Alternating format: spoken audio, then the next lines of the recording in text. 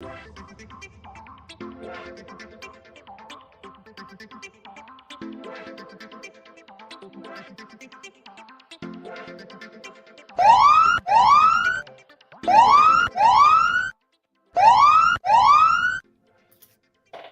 I wasn't expecting that little klaxon, but there you go. Hello, everyone, and welcome to our little discussion around the future of the events industry, specifically looking at sustainability. I'm very lucky to have two guests with me this afternoon for me, this evening for both of them. Hello, Mirjam, and hello, Sean. How are you doing? Hi, William. Good. How about you? Yep, very well. I know it's 5 o'clock for me, and it's kind of midnight time for both of you, isn't it? That's correct. Yeah, so I'm especially grateful for you for both of you joining us.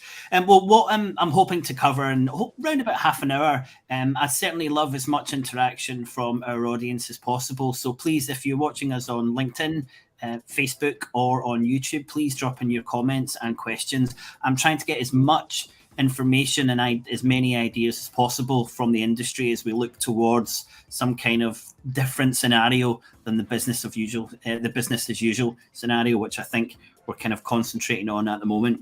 So my little introduction here, the global events industry was valued at $700 billion in 2020, and the industry is expected to double in value by 2028. Now, the size of the industry ensures that the issue of sustainability is essential for the global economy, the members of society who support and attend events, and the companies, organisations and individuals like us three who organise and support businesses to run events. Now, this growth has the potential to further impact the environment as a considerable amount of resources are used to create large events, so much so that there are claims that the events industry can never actually be sustainable. And it's within that context that the Joint Meetings Industry Council in 2021 committed to a net zero carbon emissions target for the global events industry of no later than 2050. This also included a 50% reduction in emissions by 2030. And over 180 organisations have signed up to that, including GALS events. Now, the event industry net zero commitment is part of a more comprehensive drive for a more sustainable events industry. I believe there can no longer be a business as usual scenario if we are not only to reach a net zero carbon emissions position, but also to do our part to ensure that we do not overload the Earth system by exceeding planetary boundaries. Now, the events industry is currently discussing sustainability and net zero. However, we must find examples and solutions that demonstrate that the associations, organisations and individuals who make up the events industry can do more than simply talk about action. And that's what I'd like to start with. I'd like to ask both of you, what can we do now as we look towards a more sustainable future as an industry, organisations and individuals? What can we start to do now to have much more sustainable events? Mirjam, would you like to go first? For sure. My pleasure. I think one of the most important things that already have been done is raising awareness, but the next step is really getting people to take action. I think us as an industry, obviously, it's very important that we set an example and take that action ourselves, but that also the other individuals on this planet Earth join us in that race, because obviously we can make a huge impact as an industry, but we need the people as well. I mean, I think I kind of agree, because it's sad to say that I think we're still in the understanding phase for most of the people. We're still in discussion on why this is important. But I mean, I think we are kind of like at least moving toward a little bit action phase. At least that's what I see is, I think different venue start looking into a concrete solution on bringing renewable energy and other things to make it more sustainable. And I think organizers are looking into actual way to make their events or their experience to be more sustainable. And just don't forget, when we talk about sustainability, it's not just about green, right? Sustainability is a broader topic, and if you're looking at the UN SDG, they are not just about green and recycle and energy, right? They are also including cultural education, equity and those kind of the things that I think when we talk about sustainability, they should be all part of the discussion.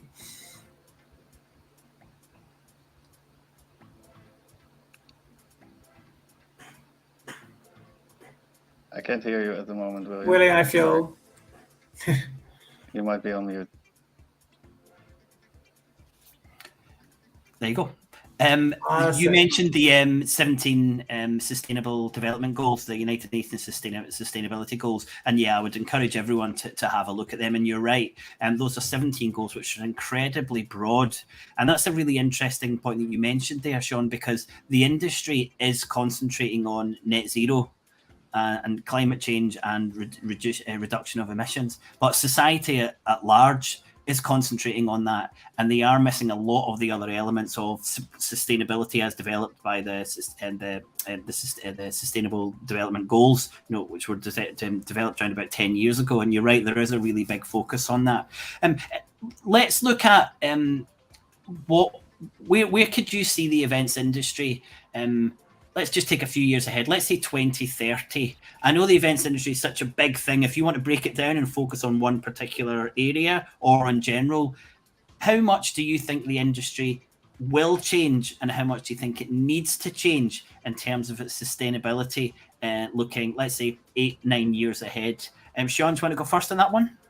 Yeah, totally. And I think that is something like, I know this is not like, I think that's what make your report that much fascinating to me, is because you're using the scenario to kind of pan both routes, right? Because I think if we're talking about 2030, from now on, that is about about 8 years ahead. I will say, like, we very much should not have a pandemic then still. Because if we are, then it would be really, really bad.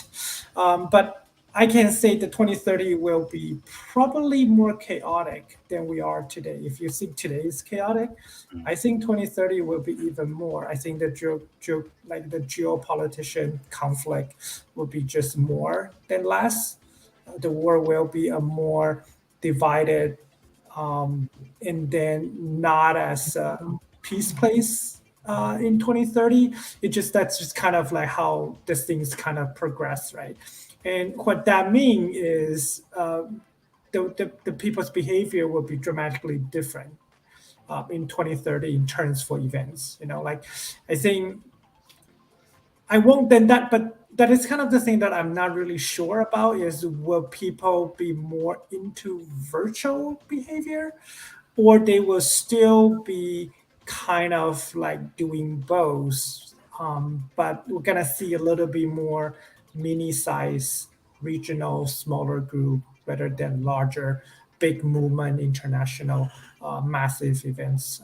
But I think no matter what that is, I think the way people attend and experience the event should be different by 2030. And I think that is kind of what makes your report so interesting, because it's either we force to change when the behavior change hit us, or we trying to kind of leading the change and kind of redefine what that change is, right? Because I think that will lead into a very different result for the industry. Okay, so in summary, you think it'll be quite a different industry by 2030? I think so. And Merzin, what's your thoughts? Well, it better be, right? And I totally agree with Sean. I think in your report, you mentioned the pod events, that there will be a lot more localized initiatives. But for sure, I'm 100% sure that virtual will still play a very big role. And yeah, whether it's going to be chaotic or not, I think I also saw a report where they were kind of outlining this graph on the chaos in the world we have, and then there's weak leadership, and then after that chaos there's strong leadership, and it all goes up. Everyone gets into a good mood and the economy is flourishing. Then you kind of level out and it goes down again. And I think we're indeed very much on that down part. I hope it won't last till 2030, and in a good way, it should be on the way up by then, which could also have some interesting results there. But yeah, for sure, the event industry will always be changing. And I think if one of the things we have learned from the past 2 years is that change can go very quickly under the worst or right circumstances, depends how you look at it. But I think that is something that obviously the craziness going on can affect in a good or a negative way. But yeah, that we can change, we have shown that. And if we hold on to the possibility to change, then I think a lot is possible, especially already in the next 8 years. It's kind of going more and more exponential in terms of what we are able to do. The technology is rapidly evolving. And also we're getting more and more together, like the world is becoming a smaller place just because we are so easily connected. You know, we are on the other side of the globe, just joining into this conference. And I think that's going to be a major driver in terms of accelerating this change. Great. I just want to highlight, we've got Bob. Thanks for your comment, Bob. He's doing something about it, which is really good. And that follows up what you said at the start, Sean. And I do agree with you. I think we're still very much at the educational part of this learning curve for so many individuals and so many organizations. So best of luck with that, Bob. I hope it goes well. For the last 10 years, when I've been doing presentations around events, I've often showed pictures of a conference, a dinner, and an exhibition. And I've said to the audience, okay, tell me, was this picture taken in the 1980s, the 90s, 2000s, 2010s, 2020s? And, you know, for those, and you can just see the audience, you know, my point I'm making is that it could be, if I would have said 1982 or 2018, the events look identical. You wouldn't have thought there was any difference for those 3 big events that we do, the kind of charity, dinner, lunches, awards, conferences and exhibitions. And looking at that period, you know, that 40 years, nothing much has changed in the events industry in terms of the formats of the event. You show an exhibition and it looks almost identical. Maybe the frames are slightly different for the exhibition. So I'm not too sure. I don't think we're an industry that moves too quickly, and certainly our adoption of technology seems to lag behind some other organizations as well. So I'm skeptical that we can move at the pace that we need to really lead this idea of moving into a much more sustainable, more less carbon emissions industry. It's good to have 2 people who are a bit more optimistic than me. So let's take a step back then and talk about the business as usual scenario. The organizations that you're dealing with, the events that you're doing, do you see people are dropping back into this idea of doing events very similar to how they were pre-pandemic? And Michan, do you want to go first on that? I think it is something that it's kind of a low entry point, because you're like, I've already been doing that maybe for 40 years. So now that we can go back, let's go back to my comfort zone. But there's a significant amount of event organizers that have realized that what they've been doing for 40 years was amazing. It went well. But what they were able to establish in these past 2 years in terms of change really opened their eyes. And I definitely hope that a lot of organizers keep on to that trend and keep evolving, because there's so much more possible than just the standard setup. And I think a lot of organizers that had been stuck into a routine of just executing the same event, at least in terms of the format, over and over again, now really have renewed vision on, this is how it was from the beginning, where I still had to figure everything out and just started to, experiment with different formats. And I do see that trend still being there. And I think the audience will also play a big role in terms of shaping that, because the audience now has been spoiled with all these new initiatives and great ways of interaction. And I think that's something do you mean in terms of formats, in terms of the virtual element to events? Is that where you're focusing on? Yeah, I think obviously it is virtual, but in essence more on the format side, like how you look at an event rather than the 1.5 hour key presentation with just a lot of slides with a lot of words on it. I think a lot of the audiences that have been participating in these virtual events, or even in the physical events that were happening during the pandemic these past 2 years, you have seen already quite some change in terms of people no longer taking it. And I saw a very interesting post on LinkedIn about this as well. Like, I forgot who actually posted it, but they mentioned like, when I'm going back to physical events, these 5 points, I will never be taking that anymore because they have completely shifted. And I think a lot of the audience has had that. And if you want to still be able to make everyone at your conference or whatever event you're running a happy attendee, then you have to also cater to their needs. Yeah. So this is around the kind of meeting design for physical as well as virtual. And Sean, what's your thoughts on that? I think we're gonna see quite a. I think many planner are kind of tend to go back to what they used to be, which is fair. That's how they used to. That's how they're good at.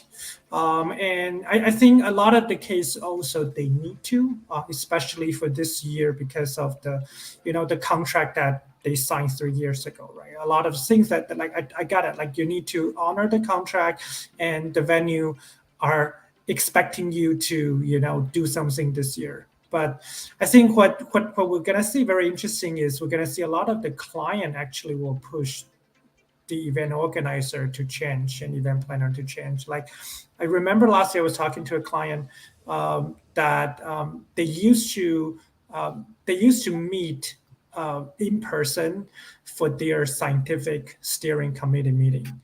So they used to, before their annual meeting, they would meet a year before to review, the abstract. Like for them, like review abstract need to be in the same room together. And they've done this for like 50 years, right?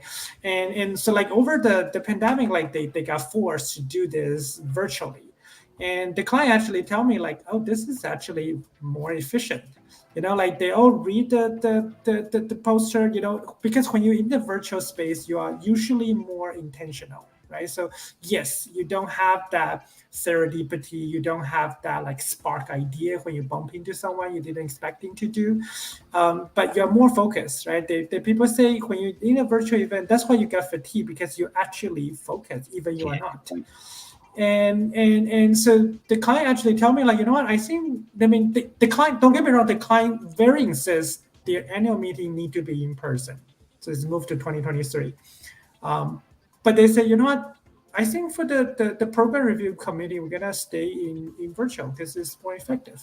So, the client gonna push us to do a lot of things that we didn't expect him to do, right? But I think like what Miguel, what you said earlier is, I think I also saw the same post on LinkedIn is, attendees starting to make commitment to themselves, right? Like I think that's what Julia said.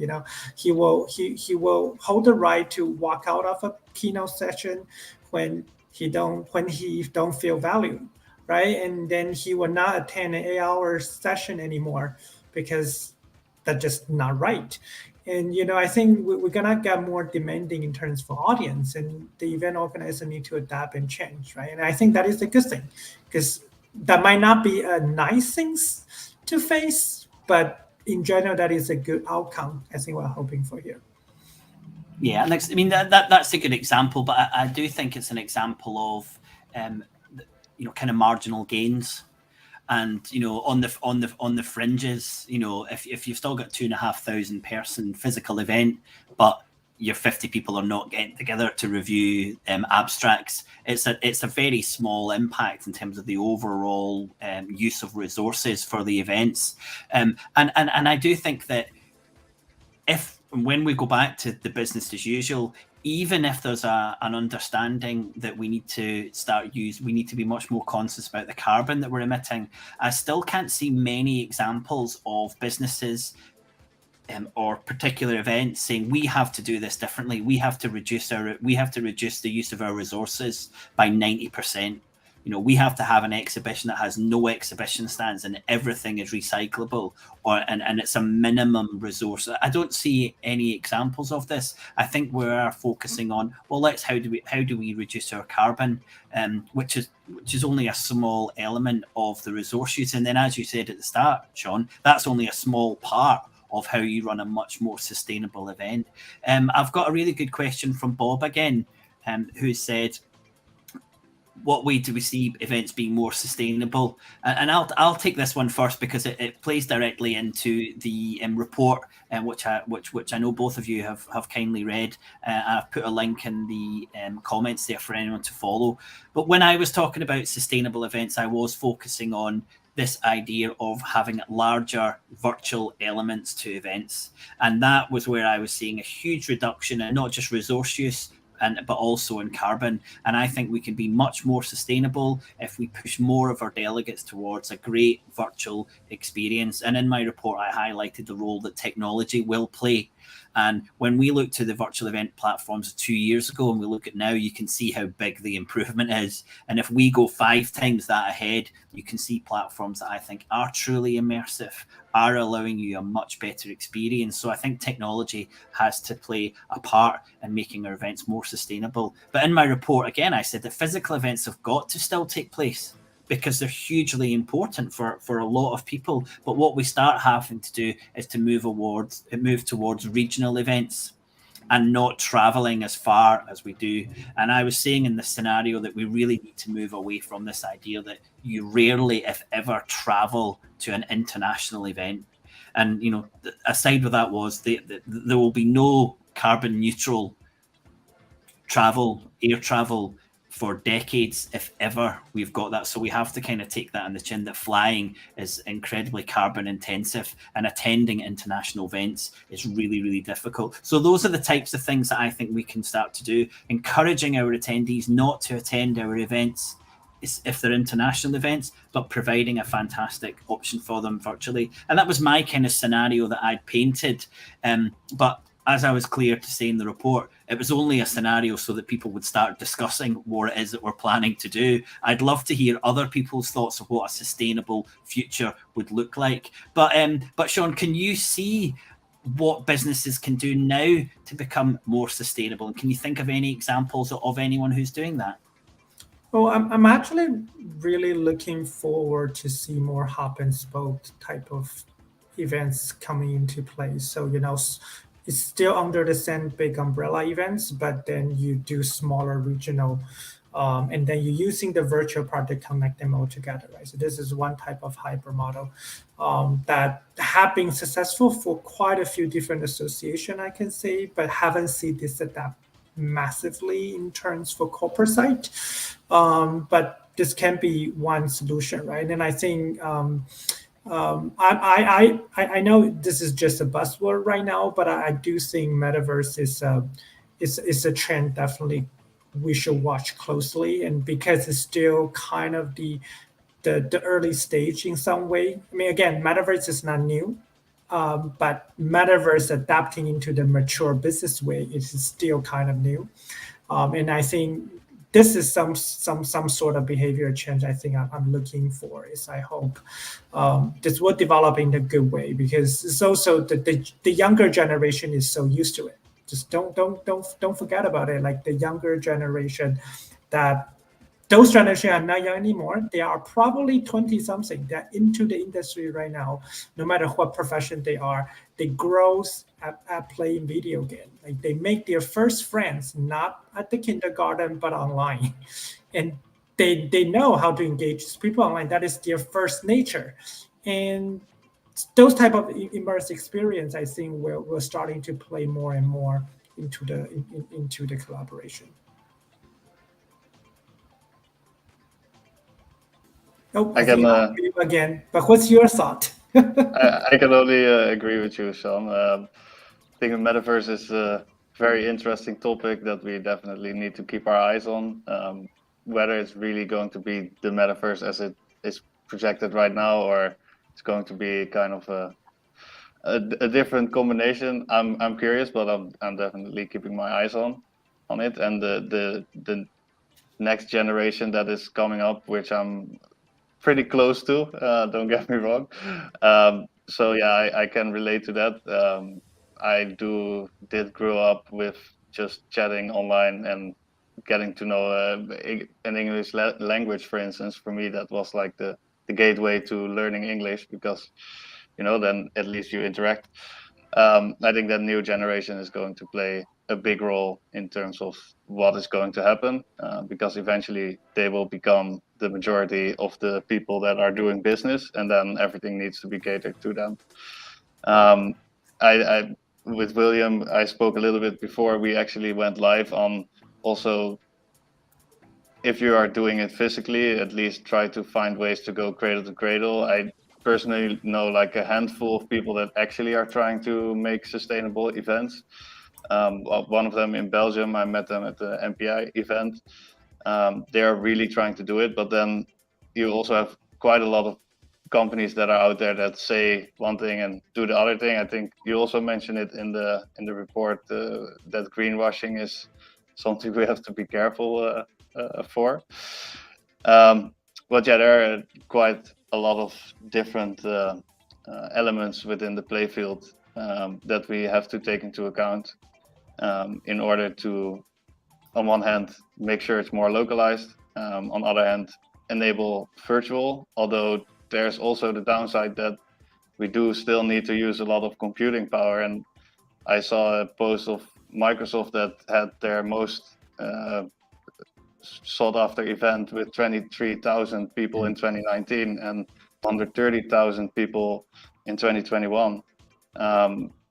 If all the events are going to be that big, then eventually also virtual is going to add to that emission. So in that sense, we also need to think of ways, even though virtual is a better solution, how can we even make that more sustainable? Because it's not that there's zero carbon emission out there. Yeah, I think that is a really important point, and that kind of leads back to this idea that growth in itself is unsustainable, and we can, as I try to do, is like to take a step back and not just talk about the events industry, but look at the planet. But at some point, we have got to say that we cannot keep growing. We're too close to the planetary boundaries. We've passed some of those boundaries. We cannot keep growing and growing and growing. And that's the same for every industry, and it's the same for every business. And at some point, I think we have to say, my event's big enough. The amount of events I run big enough. Cities have to say, we don't want any more events. We don't want any more travelers. And I think this is an impact that we're going to see in our industry, is that at some point we've got to realize that we can't just keep growing. I think that's a really, really good point about virtual as it is in physical. And the one point I wanted to say earlier was that the most sustainable thing that we can do is not run an event if it's not going to be any good.